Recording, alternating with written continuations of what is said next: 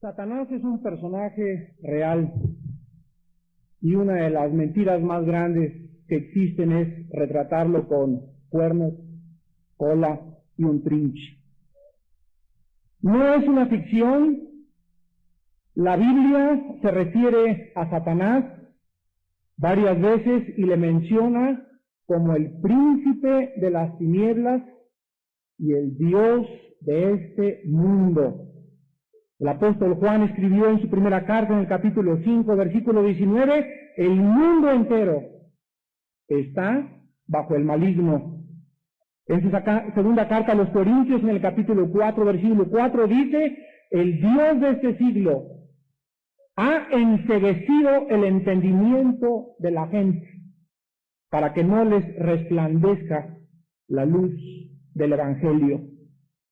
Pero la descripción más clara de Satanás, este hermoso, poderoso y sabio querubín, que quiso en algún día dentro de la historia del espacio y del tiempo asemejarse a Dios, la describió el mismo Señor Jesucristo en el Evangelio capítulo 8 de San Juan, versículo 44. Y el Señor Jesucristo dijo del diablo estas palabras: vosotros sois de vuestro padre el diablo, y los deseos de vuestro padre queréis hacer. Él ha sido homicida desde el principio y no ha permanecido en la verdad, porque no hay verdad en él. Cuando habla mentira, de suyo habla, porque es mentiroso y padre de todas las mentiras. ¿Cuáles son esas mentiras que tú has creído hasta este momento diabólicas? ¿Cómo es posible que un pescado, cuando va debajo del agua nadando, no pueda discernir que cuando cae de la superficie un anzuelo con una carnada sea una mentira para poder engancharlo, matarlo, destruirlo y sacarlo del medio en que vive? Si el pescado tuviera discernimiento, no caería para morder el anzuelo. Y muchos de ustedes han mordido el anzuelo de Satanás, han caído en sus trampas y está destruyéndolos poco a poco.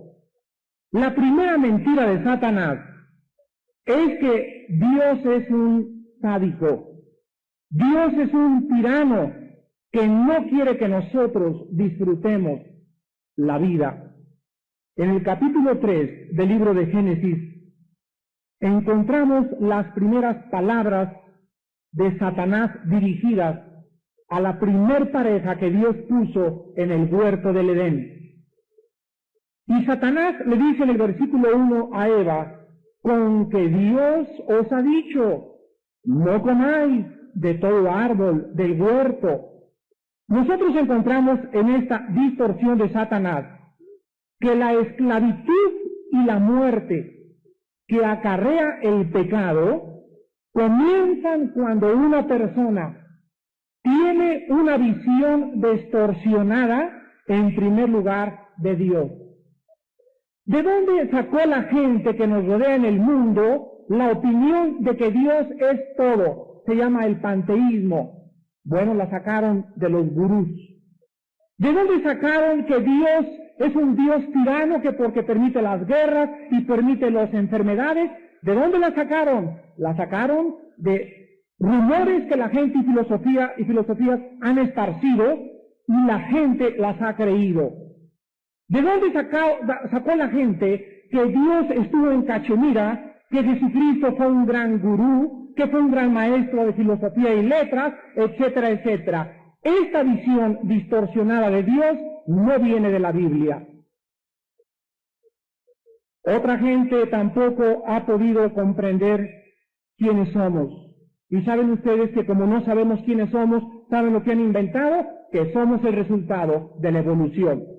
Que venimos de un chango, que venimos de chita, y que si somos el resultado de una selección natural, entonces no hay absolutamente nadie a quien le podamos dar cuentas. No somos responsables de nuestra vida, de nuestros pecados, ni de nuestro progreso espiritual. La primera mentira que lanza Satanás al ser humano es: ¿de veras Dios ha dicho? No le crean a Dios, no es cierto que ustedes van a morir. ¿Qué no se dan cuenta que Dios lo que quiere es privarlos de las diversiones de la vida? El diablo realmente nos sugiere que Dios es un tirano, que Él es un sádico y que quiere impedirnos disfrutar de las cosas que la vida nos da. En el huerto del Edén, en el capítulo 2 del libro del Génesis, versículos 16 y 17, Dios puso una sola restricción al hombre. Escuchen esto, una restricción contra cientos de permisos. Y la única restricción que Dios le puso al hombre fue la siguiente: y mandó Jehová Dios al hombre diciendo: de todo árbol del huerto podrás comer, mas del árbol de la ciencia del bien y del mal no comerás, porque el día que de él comieres, ciertamente morirás. Esta era la fórmula moral del Edén. Una prohibición contra cientos de permisos, y la gente ha creído la mentira de Satanás. En nuestra época la gente comienza a decir: ¿por qué nosotros debemos abstenernos de esto y de aquello si Dios lo ha creado? Y vean ustedes los ejemplos. ¿Cuántos hombres, teniendo una esposa, hijos, trabajo por quien vivir, de repente caen en la trampa del adulterio, echando a perder las buenas bendiciones que les había dado? ¿Y todo por qué? Porque creyeron la mentira del diablo que les dijo: con que Dios ha dicho. No es cierto, tu esposa no es nada más para ti. Mira cuántos tanquecitos marinelas hay a tu alrededor. Mira las bailarinas del Teatro Blanquita, mira las muchachas guapas en la zona rosa. Tú te puedes echar una canita al aire y a nadie le perjudica. Si todos en México tienen amantes, has caído en la mentira del diablo. La Biblia dice: no cometerás adulterio. La Biblia dice que el vínculo del matrimonio es el vínculo más santo, más sagrado que existe a los ojos de Dios. Y que nuestra compañera, nuestra esposa, es la compañera del pacto con nuestro Dios, es la compañera de nuestra juventud, es la mujer a la cual debemos entregar nuestra propia vida. Pero el diablo ha seguido sugiriendo, usando la televisión y el radio y el cine: hay otras mujeres más bonitas que tu esposa. ¿Cuántas personas teniendo salud, familia y futuro han echado a perder su vida por causa de dinero obtenido por el narcotráfico, obtenido por las drogas, obtenido por el fraude, obtenido por el robo en tu compañía? ¿Y todo por qué? Porque creyeron la mentira del diablo que les dijo: con que Dios ha dicho que ganarás el pan con el sudor de tu frente. No es cierto. Si tú robas y cometes fraudes y te metes al narcotráfico o evades impuestos, tendrás dinero. Escúchenme muy bien, caballeros. Siempre la mentira de Satanás a corto plazo reditúa beneficios, pero nunca a largo plazo. Sí es cierto que puedes enriquecerte rápidamente, no hay la menor duda al respecto, pero a la larga, la Biblia dice: tus pecados te tienen que alcanzar. La paga del pecado es la muerte, mas el regalo de Dios es vida eterna en Cristo Jesús. ¿Y cuántos jóvenes, teniendo un futuro, estando en la escuela, en la universidad, en la preparatoria, estando en la víspera, en la antesala de su tesis, embarazan a su novia y frustran su carrera y se tiene que meter a trabajar, y la muchacha se tiene que meter a trabajar y se embaraza a los 16, 17 años de qué? ¿Y todo por qué? Porque creyeron la mentira diabólica que les sugería: pueden tener relaciones sexuales antes de casar. La Biblia dice: no cometerás inmoralidad. Rechazar lo que nos es permitido y escoger lo prohibido sigue siendo la principal característica del ser humano. El diablo nos hace creer que el pecado es divertido. El otro día llegaron 2 niños de 8 y de 9 años de edad y le contaron a un consejero que estábamos nosotros mandando a entrevistar para que estos niños pudieran tener el conocimiento de la palabra. La niña de 8 años le dijo a nuestro consejero espiritual: mi hermanito me hace cosas chistosas en la noche y muy divertidas. Y le pregunta el consejero a la niña de 8 años y le dice: ¿quién te dijo que es divertido? Y dice: cuando entro al cuarto de mis papás, veo muchos desnudos y mi papá y mamá se ríen. ¿Verdad que es divertido el sexo? Estas mentiras de Satanás, estas cosas que son chiste aparentemente y que son divertidas, algún día marcarán la vida de tus propios hijos. La Biblia no tiene ese concepto de que el pecado es divertido. La Biblia dice que el pecado lleva a la muerte, a la destrucción, y nos lleva a perder nuestra relación con Dios. El pecado no es divertido, el pecado le costó la vida al Hijo de Dios en una cruz. La segunda mentira de Satanás es que Dios es un mentiroso. No le crean a la Biblia. Satanás le dice a Eva: con que Dios os ha dicho. Vean ustedes que el primer ataque satánico contra los seres humanos es hacerlo dudar de la veracidad de que Dios había hablado.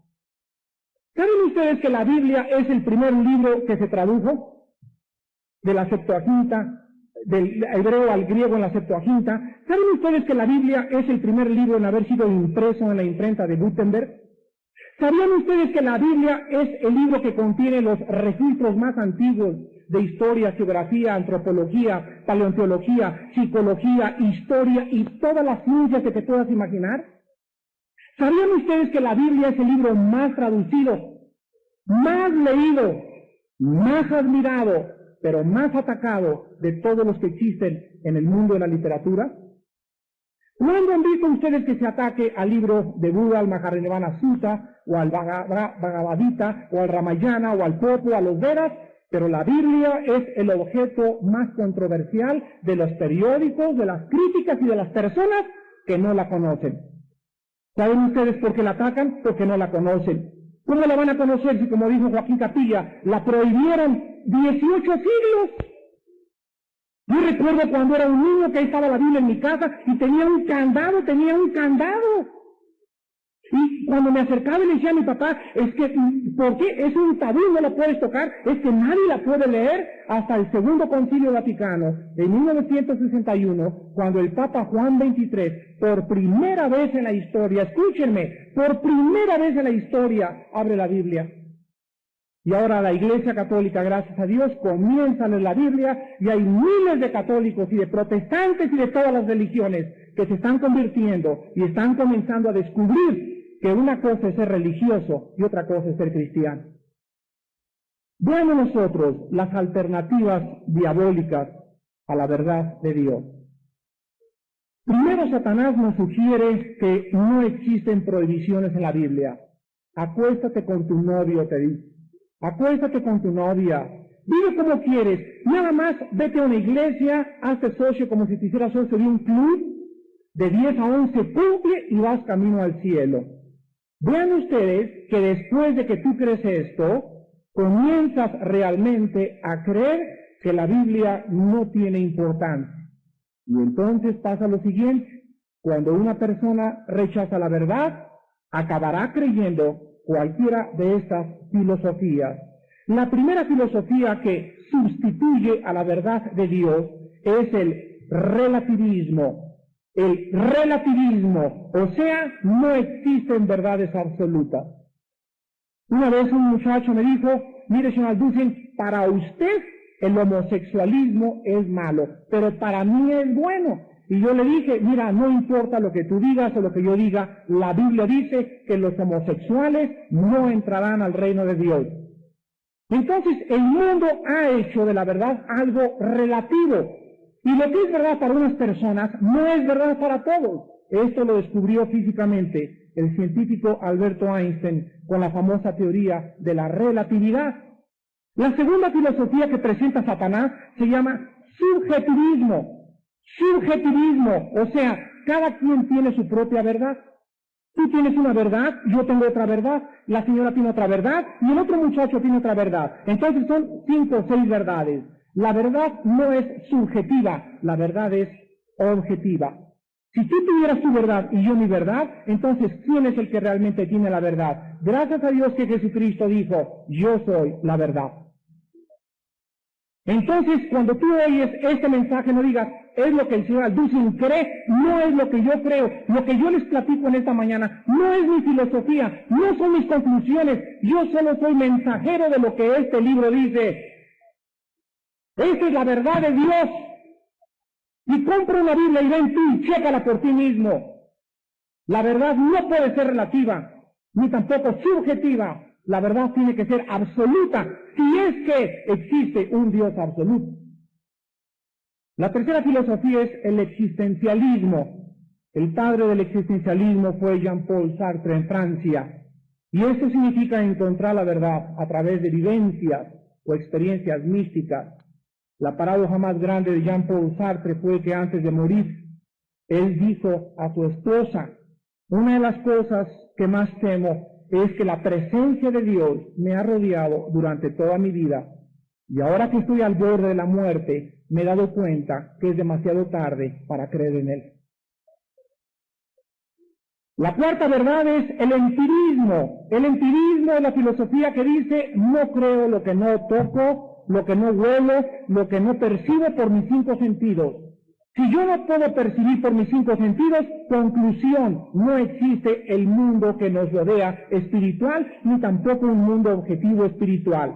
Esta conclusión es absolutamente irracional, ya no desde el punto de vista bíblico, sino desde el punto de vista filosófico también. ¿Cómo es posible que la gente diga, no creo en lo que no veo? ¿Crees en el amor? Sí. ¿Y por qué crees en el amor?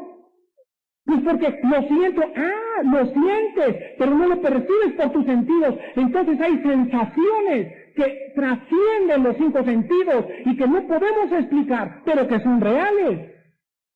Una vez llegó un ateo a un pueblito y comenzó a gritarle a todo el pueblo, pruébenme que existe Dios. Y a la persona que me prueba que existe Dios, yo le voy a dar $1,000,000 de pesos. Y durante 3 días ahí todos, no, pues, ¿cómo le probamos que existe Dios? Y al tercer día sale una viejita por ahí con una naranja y la parte a la mitad la viejita y le grita al ateo, señor ateo, ¿ve usted esta naranja? Y la viejita le contesta, sí, claro que la ve, le contesta el ateo, claro que la veo. Entonces la viejita le dice al ateo, me la voy a exprimir y usted me va a decir si es amarga o es dulce. Entonces el ateo le contesta y le dice, señor, esto es imposible, para que yo pueda saber de qué sabor es, necesito probarla. Y la viejita le contesta y le dice, cara de pan bimbo, así es Dios. Dios no lo podemos meter en un laboratorio de ensayo y probarlo objetivamente ni subjetivamente, ni decir, mira, lo puedes palpar. A Dios se le siente en el corazón. Es algo inexplicable, pero es algo que cambia tu vida, la revoluciona. Y como decía el esposo Joaquín Capilla, es un grado de 360 grados, donde lo que antes amabas ahora lo odias, lo que antes odias ahora lo amas, y comienzas a tener amor por la Biblia, por tu esposa, por tus hijos. Tu vida es cambiada por el poder de Dios mediante la muerte de Jesucristo. Otra filosofía es el idealismo platónico. Esta es la verdad es imaginable e ilusoria. Fíjense a dónde han llegado. Es una verdad de moda en Estados Unidos. No es una ilusión, el bien y el mal es una ilusión. Fíjense nada más. Entonces, ¿Hitler fue una ilusión? ¿Los millones de personas que mató y asesinó son una ilusión? ¿La persona que acaba de violar a tu hija de 13 años de edad y que la embarazó es una ilusión? ¿No existe realmente el bien y el mal? Esta ha sido la historia de la raza humana, cambiar la verdad por la mentira. Y eso sí, ¿verdad? Atacas la Biblia, pero eres platónico, o eres empirista, o relativista, o subjetivista, etcétera, etcétera, pero atacas la palabra de Dios sin darte cuenta la irracionalidad de la propia filosofía en la que estás sumergido. ¿Qué es la verdad? Podríamos preguntarnos en esta mañana. La verdad, repito, no puede ser subjetiva. La verdad tiene que ser algo que no esté sujeto a cambios. Y como todo el universo es relativo y todos estamos sujetos a cambios, la ciencia no puede tener la verdad, la química no puede tener la verdad, la física tampoco la puede tener, las matemáticas tampoco la pueden tener, porque las verdades que poseen esa ciencia son relativas, pero no son absolutas. La verdad absoluta solo puede tener su origen en el Dios de la Biblia. Jesucristo dijo, yo soy el mismo ayer y hoy y por los siglos. Él es la verdad. La tercera mentira de Satanás es que esta vida lo es todo. Viva la dolce vita. C'est la vie, como dicen en francés. Disfruta, ten sexo, emborráchate, roba, haz lo que quieras en esta vida. No hay un destino eterno, no hay cielo, no hay infierno. Vive para ahora. Por haber creído esta mentira, la gente ha caído en la trampa de vivir para hacer dinero nada más. Mira tu propia vida. ¿Para qué vives? Tu respuesta será para hacer dinero. Y haces de tu trabajo un Dios. Y te levantas de las 8 a las 8 de la mañana y llegas a los 60 años, a los 70 años de edad. Y ahí está el imperio que tú creaste. Y Cristo dijo, ¿de qué te sirve haber ganado el mundo? ¿De qué te haber levantado una compañía tan grande? ¿De qué te sirve haber ganado y ser presidente de la República si pierdes tu alma? ¿Qué no se dan cuenta, señores, hombres de negocios, que la vida no lo es todo en la vida para vivir y hacer un burro de carga? Hay gente que yo conozco que hasta el domingo trabaja. Han hecho del trabajo un Dios tan grande que ni tiempo tienen para sus hijos y para su esposa. Y lo único que hacen es trabajar y explotar a los obreros y ser negreros, porque lo único que quieren ellos es dinero y poder. Algún día todo tu trabajo y tu compañía y todo lo que has almacenado se desmoronará. Y Jesús dijo, la vida del hombre no consiste en la abundancia de los bienes que posee. La Biblia dice que Dios nos creó a su imagen y semejanza, y Dios quiere que nosotros en esta tierra, damas y caballeros, entendamos en primer lugar que no somos dioses, que hay un propósito mucho más grande que trasciende tu compañía, el deporte, el sexo y todas estas cosas que nunca nos pueden llenar. Dios quiere que tú descubras que fuimos creados para Él. No somos animales, tenemos un destino eterno y Jesucristo habló de un cielo y de un infierno. Y tú tienes que comprender esto y reflexionar y detenerte en esta mañana y comprender que no eres un animal, no eres un burro de carga, ni un oso para dormir todo el día o vivir del placer. Dios quiere que nosotros comprendamos que Él es Espíritu y que Jesucristo, su Hijo, extendió sus manos en el Calvario para que nosotros comprendiéramos que Dios nos ama y nos quiere perdonar y quiere rehabilitarnos y restituirnos a la vida que Él diseñó originalmente para nosotros. Fuimos creados para que supiéramos que esta vida no lo es todo. La Biblia dice que somos peregrinos nada más. Somos peregrinos, qué rápido pasa la vida. Ayer estaba con mi esposa viendo fotos y veía a mis hijos de 2, 3 años. Me veía yo de 20 años, de 25 años de edad, y nos vemos ahora sin pelo, con arrugas, encaneciendo, y de repente llegas a los 40 años y la vida comienza a transcurrir tan rápido y comienzas a preguntarte, ¿en qué he gastado mi vida? Qué triste es llegar a los 50, a los 60 años y darte cuenta que has desperdiciado viviendo nada más para trabajar tu vida, para el dinero, para el placer, y a esa edad te vas a arrepentir profundamente. Y ojalá que en esta mañana muchos de ustedes que ya tengan el 60, se arrepientan de sus pecados. La cuarta mentira de Satanás es, Dios no debe reinar en tu vida. ¿Saben ustedes que cualquier revolución siempre será construida sobre una ideología? Dale a la gente algo en qué creer y se unirán a tu causa. Las revoluciones nunca hubieran sucedido si no hubiera antes ideas revolucionarias. Las ideas siempre tienen consecuencias. Hace mucho tiempo un hombre llamado Adolfo Hitler comenzó a leer a un autor alemán llamado Friedrich Nietzsche. Y cuando Adolfo Hitler comenzó a leer la filosofía de Nietzsche, él creyó las mentiras de Nietzsche, de que podíamos crear una nueva raza, que el hombre era un superhombre y que las respuestas del hombre se encontraban en la autonomía, en la independencia del ser humano. Entonces Hitler, después de esta idea que revolucionó su mente, la puso y la llevó a la praxis. Y una vez que la llevó a la praxis, el mundo es testigo del homicidio y el holocausto más grande que un hombre ha hecho en toda la historia de la humanidad después de la Inquisición. Matar a millones de personas con el objetivo y la filosofía de decir, los medios justifican el fin. Esta filosofía es una idea diabólica. Así actúa Satanás. Satanás usa hombres como Hitler, como Jim Jones, como Benito Mussolini, etcétera, etcétera, para sembrar ideas. Las ideas las absorbe la gente que no conoce la Biblia, las ideas conforman parte de tu personalidad y comienzas a vivir de acuerdo a lo que crees, porque es lógico que te comportes de acuerdo a lo que creas. Dime tu filosofía y te diré tu moral. Si tú crees que es relativo todo, si tú crees que el sexo no tiene ningún castigo delante de Dios, pues eres una persona degenerada. Si crees que venimos del chango, te portas como chango. Dios, dice la Biblia, es el Señor y el Rey de Reyes. Y la Biblia nos muestra que el ser humano ha tratado de seguir la mentira de Satanás. Y en esta mañana te pregunto, ¿quién gobierna tu vida? Y me vas a contestar, yo soy el rey, el yo. Yo pongo mis reglas, yo digo lo que es bien, yo digo lo que es mal, yo tomo a mí no me importa la opinión de Dios, y en ese momento comienzas a desbancar a Dios y comienzas a gobernar tu vida, gobiernas tu familia y gobiernas tu negocio de acuerdo a tu filosofía y no de acuerdo a la palabra de Dios.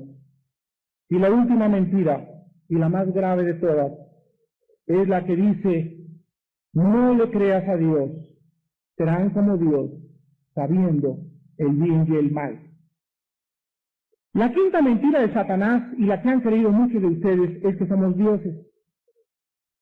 Y el diablo nos sugiere lo siguiente, que tú no necesitas a Dios en tu vida, número 1. Número 2, que tú puedes poner las reglas para vivir en tu vida. Número 3, que tú puedes estar casado, tener hijos y tener un negocio sin tomar en cuenta el consejo de Dios.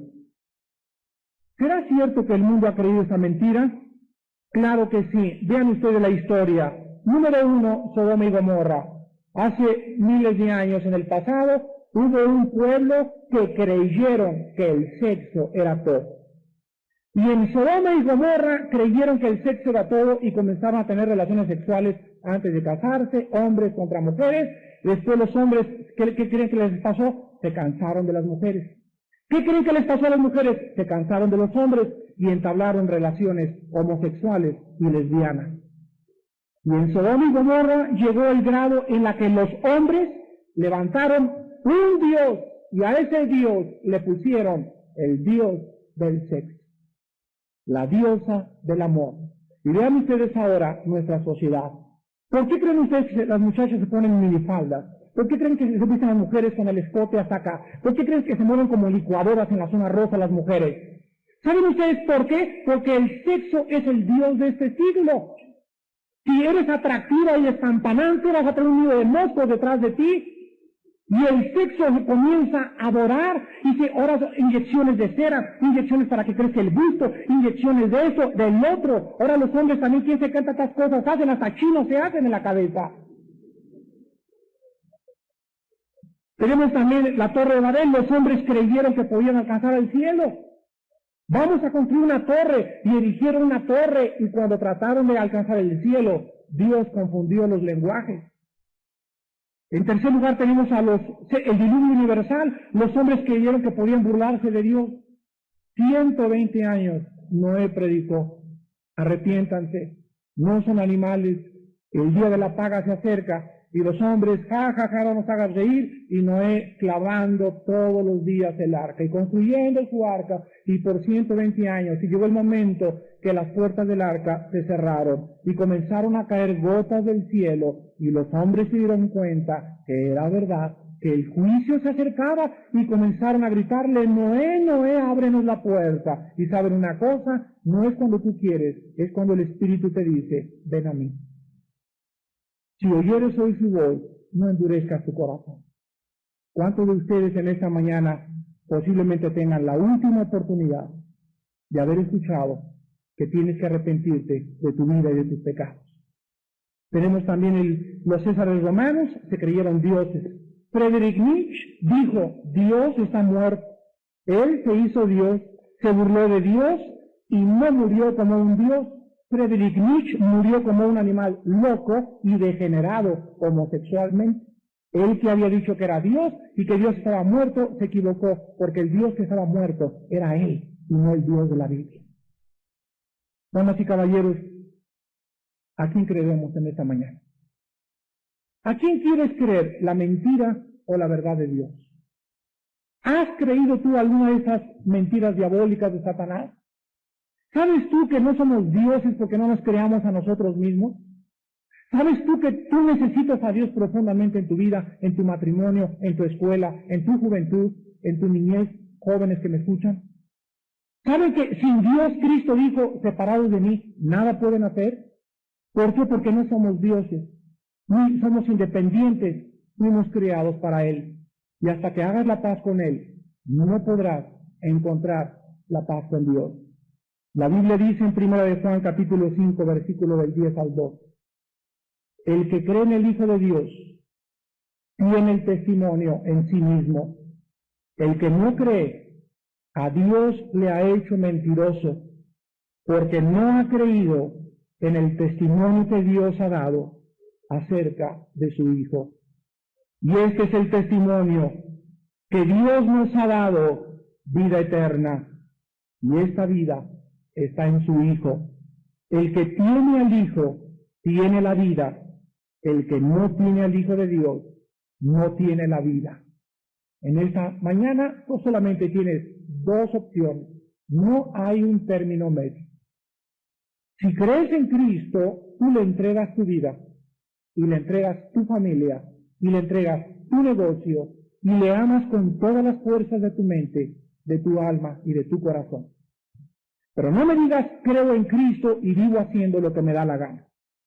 No digas, soy católico, soy protestante, y tienes tu amante, y tienes todo el día para trabajar, y no ni siquiera estudios bíblicos tomas, porque el trabajo es tu Dios. No digas que eres cristiano, porque te conviertes en un mentiroso. Si Cristo es Cristo, adórale. Si Baal es Baal, vete con tus falsos dioses. Sigue con tus falsas filosofías, y algún día vendrá la hora de la verdad. El día en que los muertos oigan la voz del Hijo de Dios. Los que la oigan vivirán para resurrección eterna, y los que no la oigan resucitarán para condenación eterna. Hoy que estás vivo, hoy que es un día precioso y asoleado, detente por primera vez y entrégale en esta mañana tu vida al Hijo de Dios. Los pasos satánicos son los siguientes. Número 1, el diablo nos sugiere, Dios es un tirano. No quiere que disfrutes la vida. Tú le comienzas a creer y le llamas mentiroso. Número 3, te comienzas a volver materialista, viviendo solo para tu trabajo. Número 4, sacas a Dios de tu vida y dices, no quiero que reine mi vida. Y número 5, has mordido el anzuelo. Te has creído Dios.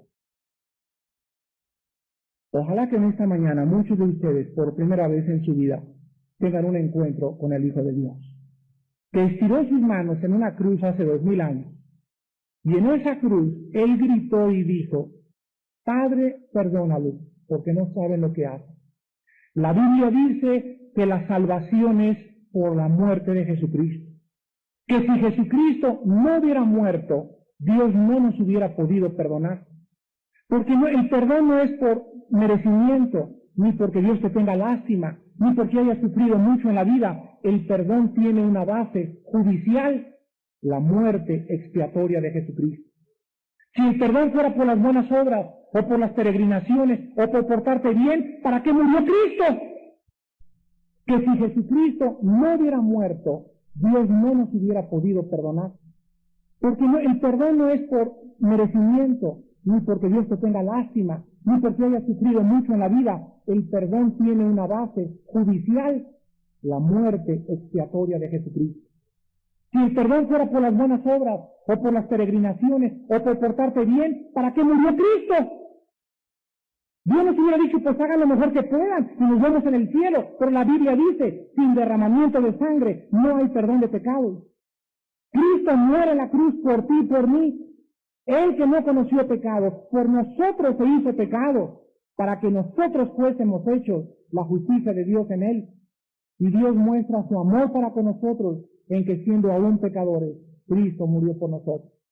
Tú en esta mañana lo único que tienes que hacer es creer nada más. Creer con todas las fuerzas de tu corazón que Él es el Salvador, que Él es el mejor doctor, el mejor psiquiatra, el mejor psicólogo que necesitas. Él es el que puede llevar tu alma a la presencia de Dios. Y tienes que arrepentirte de tus pecados y entregarle tu vida al Hijo de Dios en esta mañana. Les pido que por unos instantes inclinemos nuestras cabezas mientras tenemos unos momentos de reflexión.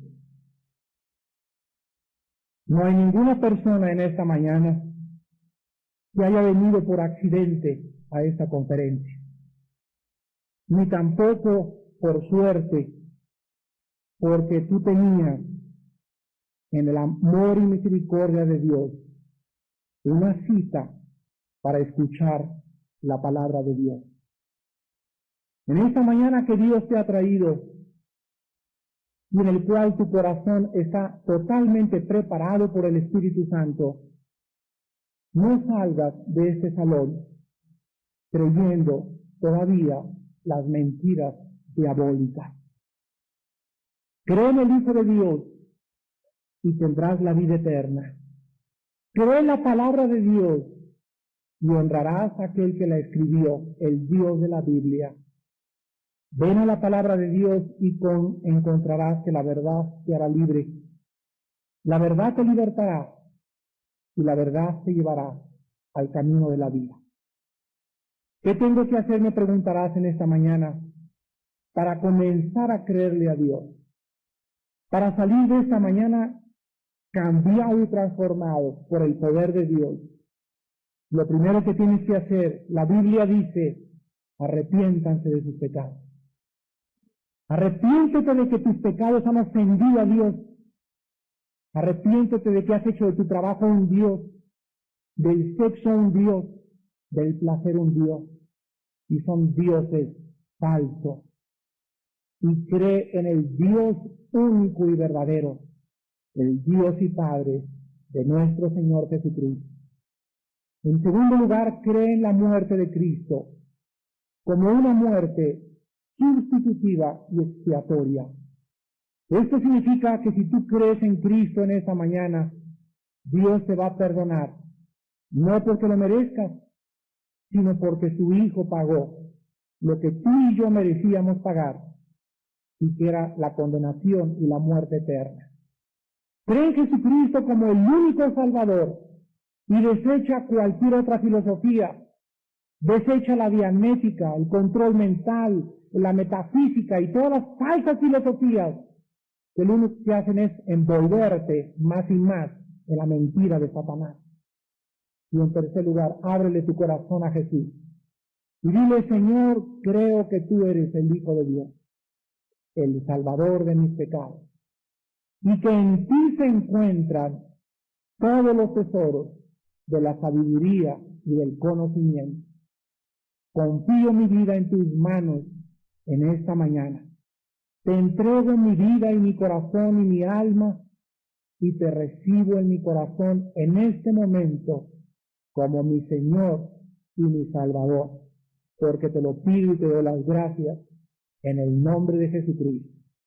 Amén. Antes de despedirnos y de retirarnos, Estoy seguro que hay muchas personas que en esta mañana, con esta simple y sencilla oración, han marcado y determinado su destino eterno. Y la Biblia dice que cuando una persona recibe a Jesucristo, no debe jamás volver a avergonzarse de él.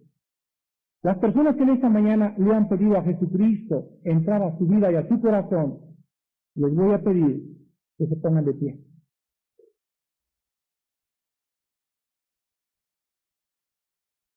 Ahí desde tu lugar, en donde quiera que estés, ponte de pie si en esta mañana le has pedido al Hijo de Dios entrar a tu vida. La Biblia dice, no te avergüences de mis palabras. Él no tuvo vergüenza para colgar de una cruz. Tú en esta mañana no te avergüences de ser llamado Hijo de Dios. Todos ustedes que están puestos de pie en esta mañana, quiero darles algunos consejos antes de que se sienten. Número uno, quiero que comprendan, todos los que están puestos de pie, que no han venido a cambiar a otra religión. El cristianismo es una relación personal, viva, dinámica y orgánica con el Hijo de Dios.